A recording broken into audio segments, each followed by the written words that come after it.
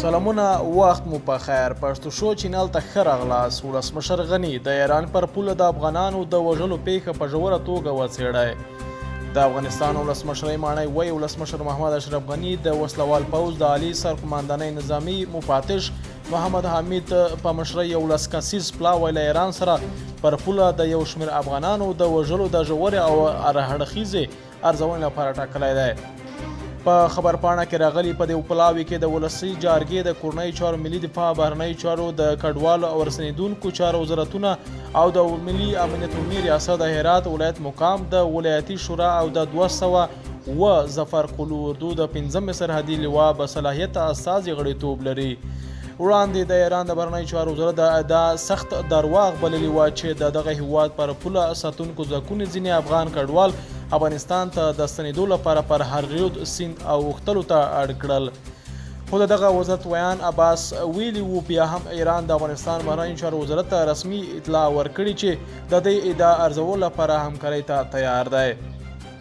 د ایران خبري اژانس رپورټ وایي ښاغلي موسی له ایران سره پوله کې د ځینې افغان کډوالو د پیښې په هکله وویل لکه مخکې چې زموږ د هیواد چارواکي ویلي دا خبر سخت درواغ بلو چې ایران پر پوله ساتونکو ځینې افغان وګړي افغانستان ته د ستنېدلو لپاره پر هررود اوښتلو ته اړ کړي دي.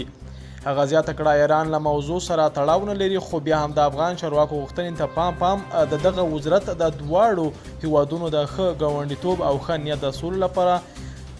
له مخې او د ورورۍ د اړیکو په دلیل په رسمي یادښت کې د افغانستان اسلامي جمهوریت د تهران سفارت ته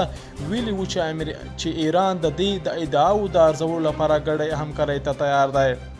څو ورځې مخکې د افغانستان د انساني حقوقو خپلواک کمیسیون د دې پیښې په تړاو یو راپورټ کې ویلي وو.